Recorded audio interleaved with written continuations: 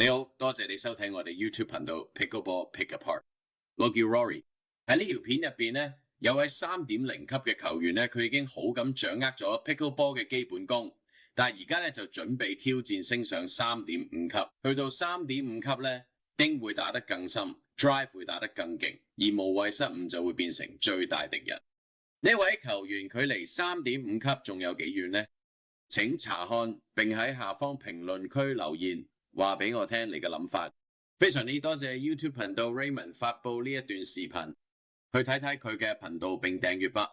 我哋走啦，第一球即將發出，呢位球員呢，希望好快就能夠達到3.5級，佢個名叫雷曼，佢正發球，呢個係第一球。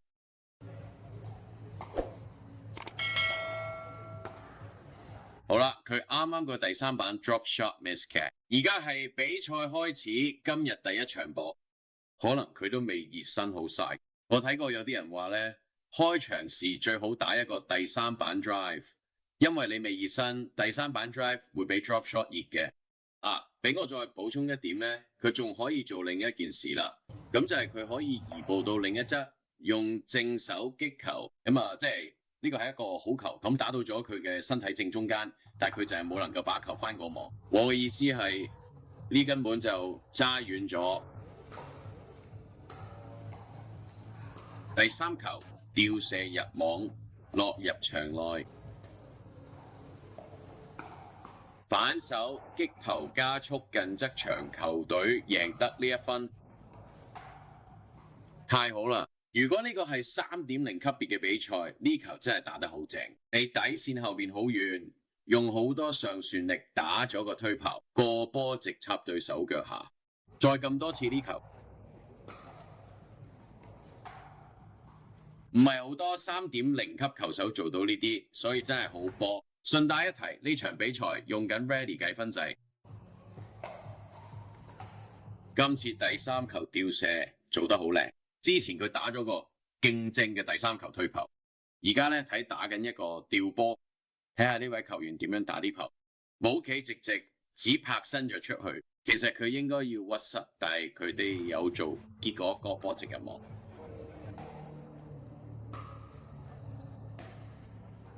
所以呢個人打咗3個第3球，一個勁正嘅推球，一個好靚嘅吊波。跟住呢球我真係唔知佢想點，因為佢打咗個波出界4尺，又會喺度推波，又會再推多次。我想講撞3.0級別，你會見到第3球推波同第5球推波，但係去到高級別就唔會咁做。嗰球本來應該會掉落去，但係佢哋都 work 嘅，因為 Raymond 而家做緊雞翼動作。唔係嘅，個波佢掂到嘅，我以為個波掂到嘅，但係原來嘅佢閃得好好嘅，真係咁。呢個係雷曼嘅又一次機會，今次佢可以投進第3個落點球。係啊，佢會咁做咧，彈跳力挺大嘅。呢位玩家喺呢度加快咗速度，雷曼嘅搭檔喺防守位置嘅轉換區，冇一路晉升到最高層，但得仲係將佢招入歪下。呢步棋走得唔錯，將個巴到佢腳下，幹得漂亮。第3張相有啲似介於飛鏢同埋水滴之間嘅一滴水，佢能夠俾呢名球員擊球，然後bang嘅一聲，有啲似一個球員獨自完成嘅搖晃空敲動作。嘗試咗第3次投籃，但係差啲就入咗。好工作，出色嘅，亦個嘢落咗喺個球場內。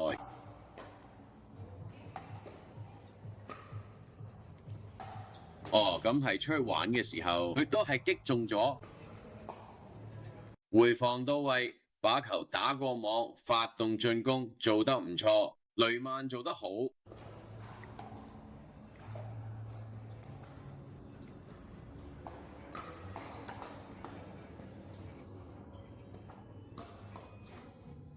雖然後場嗰隊贏咗嗰分，但係其實所有球員都打得非常好。我知道佢哋而家係打緊3.0級別，佢哋其實係打緊循環賽。不過以3.0級嚟講，佢哋表現得好好，雙方來回斷球都好靚。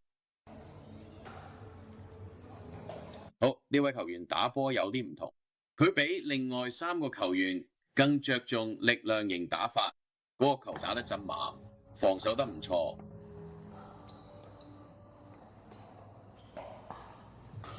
哦，佢將一隻街刺整過去咗，但係另一隻街刺咧，佢摔喺咗佢嘅腳邊。第3球就差啲啦，呢啲玩家都知道點樣玩呢個遊戲，佢哋嘅基本技能掌握得相當唔錯。佢哋有足夠嘅能力迅速達到3.5級咩？我認為咧，佢哋具備做到呢一點嘅所有技能。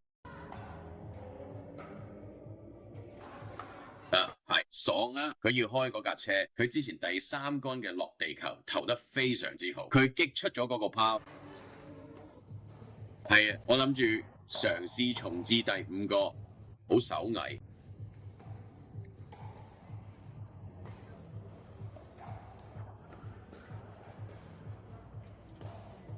哦，你點解要咁做？我只係有啲不耐煩啦，我唔知佢係咪想把波打過頭頂。但係佢哋頭先嘅短傳配合非常之精彩，然後雷曼就咁做啦，唔得，唔能咁做。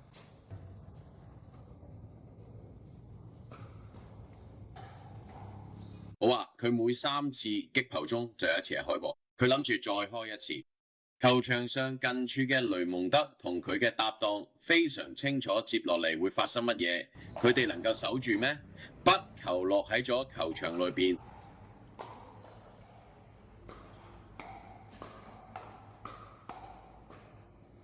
哦，佢本來可以將啲波打進嘅，結果波球進咗網。呢種情況咧時有發生，但係我仍然認為咧呢個對於3.0級別嘅比賽嚟講係一個非常好嘅打法。即使後場穿紅色球衣嘅球員咧仍然投遞咗第3球，至少佢努力咗，呢一點值得肯定啊！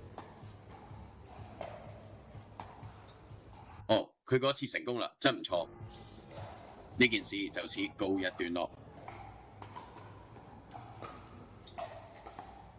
幹得漂亮！哦，佢咁啱從佢身後經過啦，球咁啱飛到佢身後，佢就把球挑咗起嚟。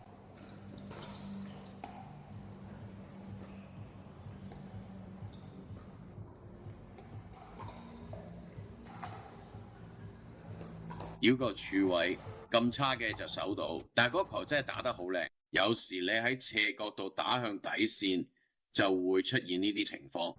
真係好精彩，考慮到佢哋只係3.0級別，呢班球員已經打得好好，唔得出界嘅。又睇住白衫嗰位球員呢，明顯係打力量型。哦，今次冇嘅吊波，反而大力打咗落去。呢個 reset 試得幾好喎，令對手要將個波打高嘅。咁啱啱試嘅蠍子式，但係打咗落網。不過都算試得唔錯。我啱啱發現咗一樣嘢，想同大家講下。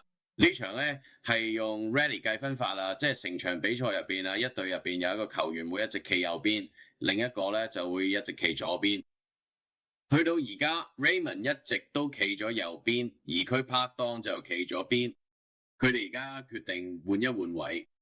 而家 Raymond 嘅過着紅色衫嘅拍檔就企咗去右邊，我唔明點解佢哋要咁做，不過睇下對佢哋有冇幫助啦。而家 Raymond 個拍檔又跑去另一邊場度 stack， 我完全明白佢哋點解要咁做，試圖辯解，但係失敗咗。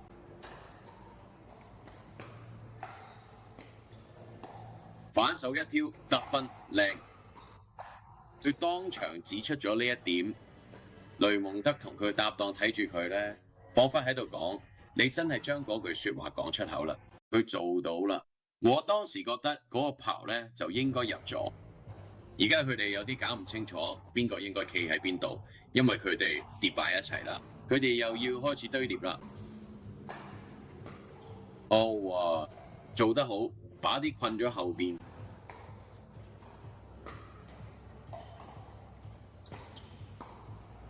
呢個真係一個好靚嘅重置，呢幾位球員呢，乒乓球智商都好高，呢個重置做得好靚。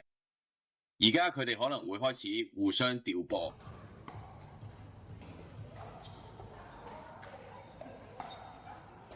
個波飛技出場，